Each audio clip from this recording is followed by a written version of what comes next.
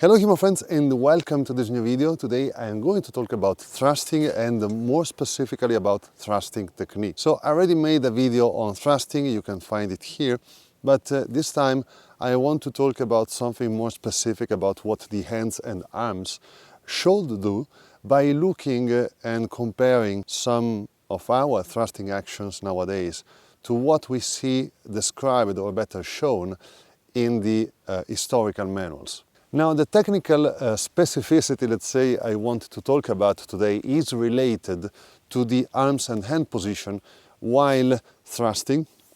Because when we thrust, sometimes we have our weapon, let's say, neutral in some kind of brave, longer position or whatever, or any other position, and we extend our arms forward, more or less on the center line, but the backhand remains in a position which is not useful at all. By a structural point of view, does nothing, or sometimes it's even detrimental, funny enough, to an extent, to our desire of maintaining this kind of position against the opponent parry, bind or whatever. Now, if we keep our backhand neutral, so in the same position, we can thrust with opposition, but in a big opposition, such as what Marozzo calls guardia di entrare.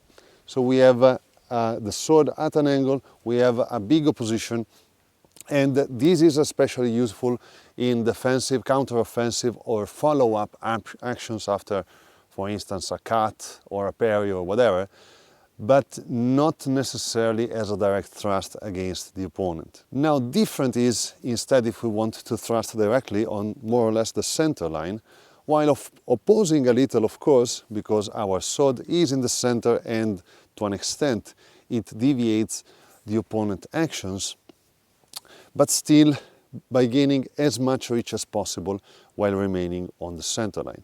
In this kind of position, we can't place the backhand in a, let's say, neutral way, in a sense that we do not actively move our weapon while thrusting, because otherwise it remains in this kind of weak position. So we have to actively change the position of our backhand if we want to obtain a good structure.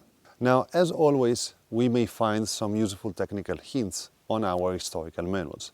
If we look at the Italian two-handed sword tradition, we may find hints on how to place the backhand in this kind of case.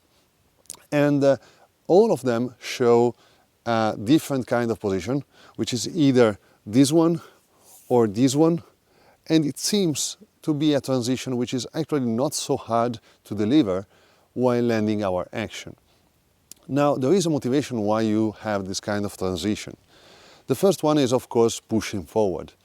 When you are in this kind of position, we can hardly push forward because you see the weird position of the hand. It's not quite comfortable. Instead, if we put the backhand behind the pommel, it's pretty easy to push the weapon forward, while the first one aims for the target. But at the same time, we find another solution, which is basically rotating the hand on the handle. So when we do this kind of thing, we are basically pushing the pommel toward our right forearm, which basically opposes the parry of the opponent.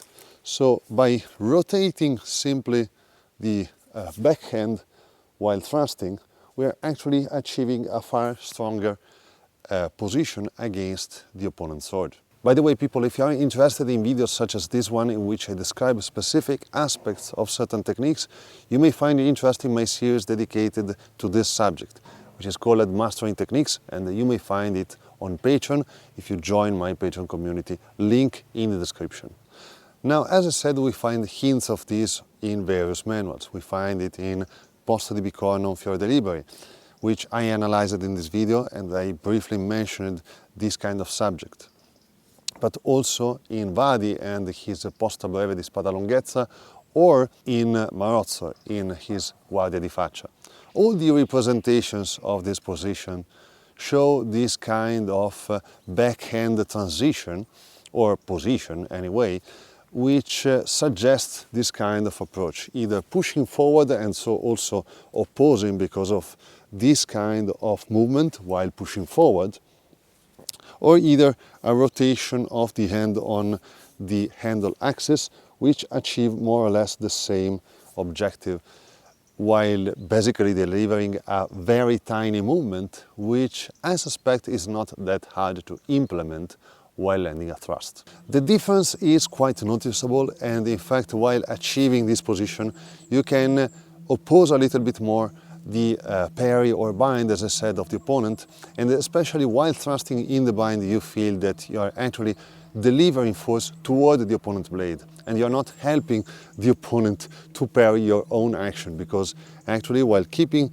the hand on this position, you suggest and help to an extent this kind of movement, which feels natural.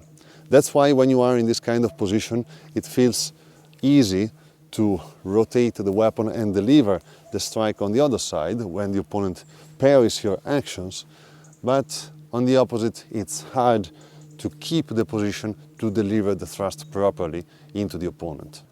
Now, train it is relatively simple actually.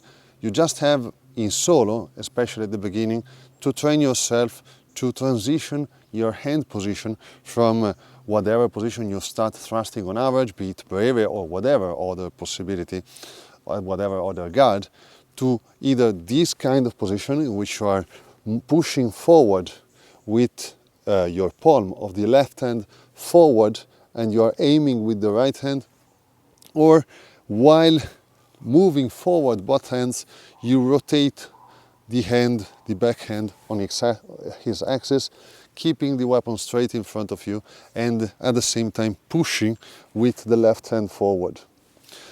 Now, the first one, the one in which you place the palm in the back of the sword, is the most refined one, because it gives you both the option of delivering a cut after the action and of pushing forward with strength, and also opposing by pushing your weapon toward your forearm, again opposing the opponent line of attack. It is the most refined but also the hardest to achieve. So in fact it is easier to rotate the backhand on his axis to obtain at least the second result. Landing the action in sparring is clearly possible. I am achieving it every now and then, even if now it requires a lot of effort by my mind to achieve the movement while sparring, because I didn't already condition it properly. But I suspect that with good conditioning, achieving that position is not very hard. So I hope you will find this video useful in some ways. Thanks for watching as always. Remember to check my Patreon link in the description if you want to see more videos like this one especially, or others. And of course, to help me and the channel. And as always, see you next time.